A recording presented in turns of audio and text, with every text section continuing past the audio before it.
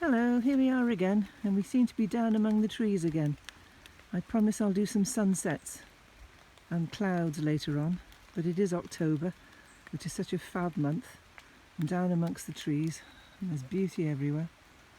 And it is beautiful here, and I thought it would be a good backdrop for this poem, because if you look at it carefully, you'll notice that it is beautiful, but it's beautiful because although they're all trees and they're all leaves, which is enough to have in common, they're all different shapes and colours and histories and styles and types. And this poem is about the fight that we humans have for the right to be as beautiful, as different in our glorious variety. Anyway, first of all I want to record one of the most lovely sounds on earth. For those of you who can't do this, perhaps do this anymore, or you don't live in the right area. Actually it's a bit soggy today, but it's the sound of autumn leaves as you walk through them. There we are, all the beautiful colours of autumn. Anyway, this poem, again, if you don't like the poem, just look at the scenery I found here and enjoy that instead.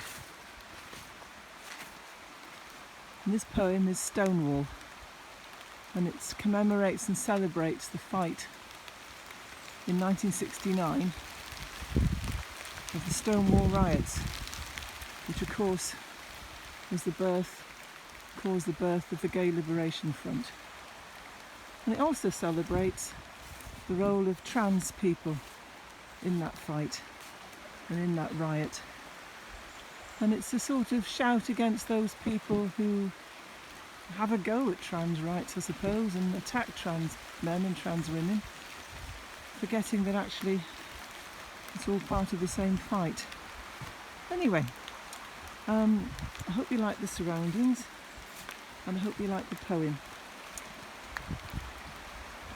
And this is Stonewall. When the Stonewall pub 50 years ago erupted in a riot, what did it show? When people fought the police for 5 days and nights and won, lesbians and gays and trans together in the fight? Were you telling the police then who was real? Denying the pain that you don't feel? Does that make another's oppression okay? Whose side would you have been on that day? Deciding who were women, who were men? Were you selling tickets then? Stonewall. Lesbians, gays, bis and trans, black and white, together in the fight. And when the police had run away, lesbians, gays, bisexuals and trans marched across New York, hands in hands. That's how the Gay Liberation Front was born. We mustn't let that unity be torn. They even took their name from the fight in Vietnam, where others were standing up to the might of Uncle Sam. Because where did they find the pride that day to stand up to the police and drive them away? Was it because lesbians and gays, bis and trans folk too, together in the Stonewall bar that night, had been part of the fight for civil rights, part of the battle to stop the Vietnam War, and had found another cause worth fighting for, the right for all of us to be who we are? For the fight we are in is not a finger buffet. I'll fight for women's rights, but not for gay. I'm against sexism, but a bit of racism's okay. I'll take human rights, but take trans rights away. I'll just fight for myself, okay. The jack-booted ones and their friends in suits do not discriminate. They unite us all in hate. They put all of us on their plate. So when we stand inside and pick and choose, one thing's for certain, we all lose. Sport, for instance, is meant to be a celebration of this our life, not a source of division and strife. Dividing according to gender makes no sense, like dividing according to colour. Hence, the binary system has had its day. Let's tear it down and throw it away. The faster, slower, the strong, the weak, the short, the tall, people with disabilities and without. The binary system failed us all. Instead of this binary divide, how about leagues with everyone inside? And depending on how fast you run, swim, jump, how far, not on what colour or gender you are. That way gender is not an issue. Goodbye, daft concept, we'll not miss you.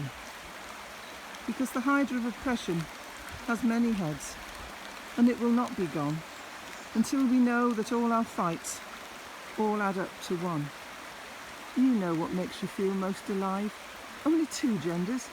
Native Americans, First Native Americans, First Nation Americans had 4 or 5. So don't tell me who my sisters are. I've more in common with trans women by far than some cis women I could name. So be careful where you put the blame. Look at the ranks of those who keep us down. Look carefully. And you might catch a glimpse of those like Sister Thatcher, who destroyed so many lives of working class women and men. Ask the miners' wives. Some women just do not care. When we fight for our lives, they are not there. Always on the other side. Always just along for the ride. Amber liked to keep us poor. Madeline took us all to war. Lizzie in her coach of gold, waving to the homeless, poor and cold.